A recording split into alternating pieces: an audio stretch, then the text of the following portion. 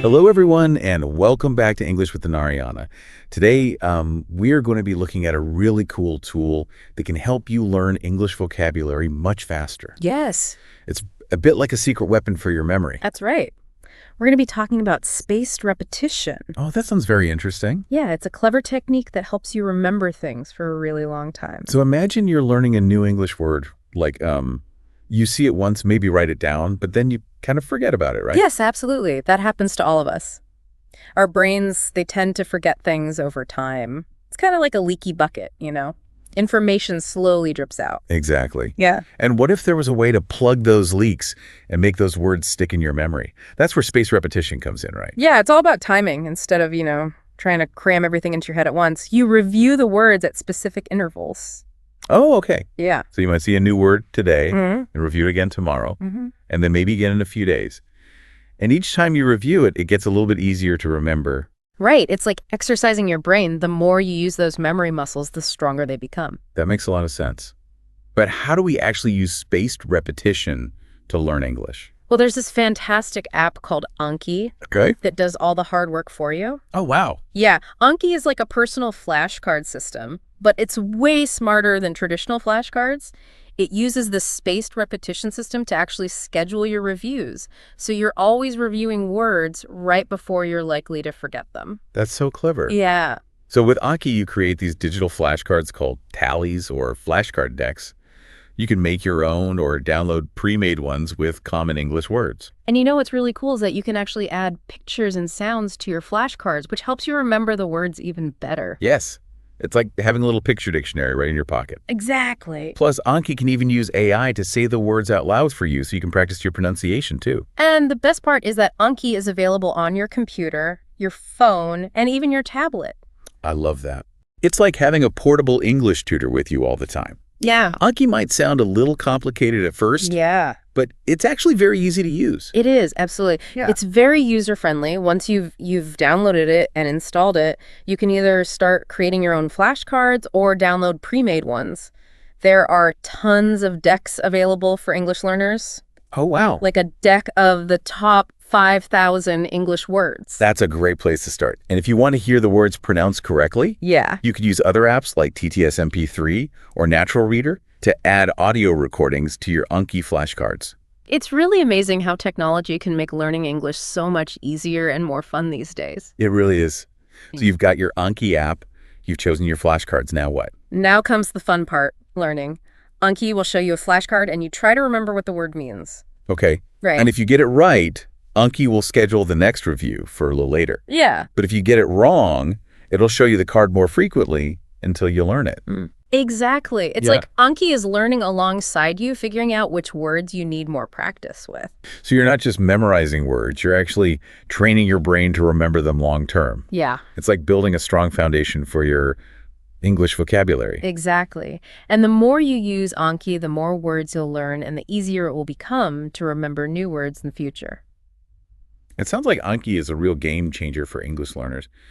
But what if someone is looking for other ways to learn vocabulary? Are there other options out there?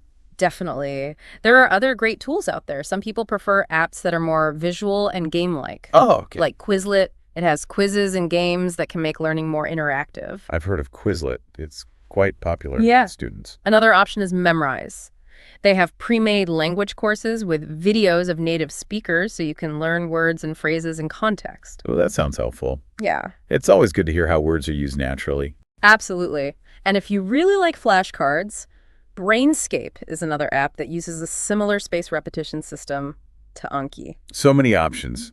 It's exciting to see how many resources are available to help us learn English. Yeah, it's great. But before we get lost in all the different apps, let's take a moment to recap what we've learned about Anki and spaced repetition. Sure. So to sum it up, Anki is a free app that uses spaced repetition to help you learn and remember English vocabulary more effectively. That's right. It's like having a personal memory coach that guides you through the learning process. Yeah. You create digital flashcards, add pictures and sounds, and Anki schedules your reviews, so you're always learning at the right pace. And while Anki is a fantastic tool, it's important to remember that it's just one piece of the puzzle. There are lots of other ways to learn English, and the best approach is to find what works best for you. That's a great point. Experiment with different methods. Yeah. Find what you enjoy and stick with it. And if you're curious to learn more about Anki and how to use it, stay tuned for part 2 of our deep dive. We'll be back in a moment with more tips and tricks to help you supercharge your English learning journey. Don't go anywhere. Welcome back to English with Narayana.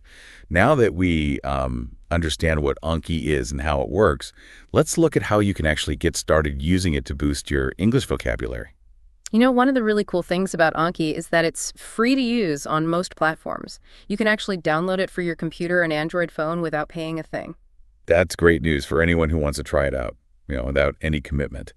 And the iOS app, although it has a one-time fee, is highly rated by users. Many find it to be a worthwhile investment for serious language learners. Absolutely. Now, once you have Anki installed, the first step is to choose a flashcard deck. As I mentioned before, you can create your own, but for beginners, I would recommend starting with a pre-made deck. Yes, that takes away a lot of the initial work. Something like the top 5,000 English words deck that you mentioned earlier would be a great starting point. Exactly. It covers a wide range of frequently used words, giving you a solid base to build on. Now, I know you mentioned earlier that Anki allows you to add images and sounds to your flashcards. Yeah. Could you elaborate on how that enhances the learning experience? Of course. You see, our brains are much better at remembering things when we engage multiple senses. By adding a picture to your flashcard, for example, you're not just relying on the word itself, but also creating a visual association. That makes sense. It's like having a mini picture dictionary right on your flashcard. Precisely. And the same goes for sound.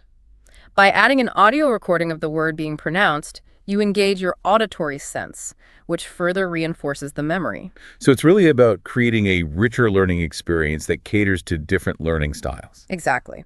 Now, to add audio, you can either record yourself saying the word, or if you prefer to hear a native speaker's pronunciation, you can use text-to-speech apps like TTS-MP3 Natural Reader or Play.ht. Those tools are incredible. They make it so easy to personalize your flashcards and ensure you're learning the correct pronunciation from the start. Absolutely. Now, once you have your deck set up, it's time to start practicing. The beauty of Anki is that it handles the scheduling for you. You mentioned this earlier. How exactly does Anki determine when to show you a particular word again? Anki uses an algorithm based on spaced repetition principles. It analyzes your performance on each card and calculates the optimal time to show it to you again. So if I remember a word correctly, it'll show me the card less frequently. That's right. And if you struggle with a word, Anki will increase the frequency of reviews until you master it. It's like having a personalized study plan that adapts to your learning progress. Exactly. And consistency is key. Aim to practice with Anki every day, even if it's just for a few minutes. Short, regular sessions sound much more manageable than long, infrequent cramming sessions. Absolutely. It's about integrating Anki into your daily routine and making it a habit. Now, I'm curious, apart from the top 5,000 English words deck, are there other pre-made decks that you would recommend for beginners? Definitely. If you are looking to expand your vocabulary for everyday conversations, there are decks focused on common phrases, idioms, and phrasal verbs. Those sound incredibly useful for gaining fluency in conversational English. Absolutely. And if you have specific interests like travel or cooking, you can find specialized decks tailored to those topics. So it's really about customizing your learning journey based on your individual goals and interests. Exactly. And remember, Anki isn't limited to single words. You can use it to learn phrases, sentences, even grammar rules. That's fantastic. It sounds like Anki can be a powerful tool for any aspect of English language learning. It truly is. Now, before we move on, do you have any other questions about setting up or using Anki? I think you've covered everything quite comprehensively. We've discussed how to download Anki, choose a deck, add multimedia elements to our flashcards, and even talked about the scheduling system. That's great to hear. Yeah. So are you ready to delve into some other language learning tools that complement Anki? Absolutely. We touched upon them briefly earlier, but I'd love to hear more about those alternatives and how they can contribute to our language learning journey. Great. Then let's explore some of the other popular options that can help you master English. One such tool is Quizlet, which many students find engaging. I remember using Quizlet back in my school days. I found it very helpful for learning definitions and key concepts. It's a fantastic platform for visual learners and those who enjoy gamified learning experiences. It offers various study modes, including flashcards, quizzes, and matching games. The variety of activities definitely helps keep things interesting and caters to different learning preferences. Exactly. Another great option is Memrise, which stands out for its use of mnemonics and humor to aid memory. Mnemonics are those memory tricks that help you associate information with something easier to remember, right? Yes, Memrise incorporates these techniques into its courses, making the learning process more enjoyable and effective. It also uses videos of native speakers providing context and aiding pronunciation. That's incredibly helpful for understanding how words and phrases are used in real-life situations. It's like having a virtual language exchange partner. Absolutely. And if you're looking for a platform that focuses on active recall and spaced repetition, similar to Anki, Brainscape is a great choice. From what I've heard, Brainscape has a very user-friendly interface and a strong focus on gamification. That's right. It uses a confidence-based repetition system where you rate your understanding of each card and the algorithm adjusts the review schedule accordingly. So it's similar to Anki in terms of adapting to your learning pace, but with a slightly different approach. Exactly. Now, another platform worth mentioning is SuperMemo.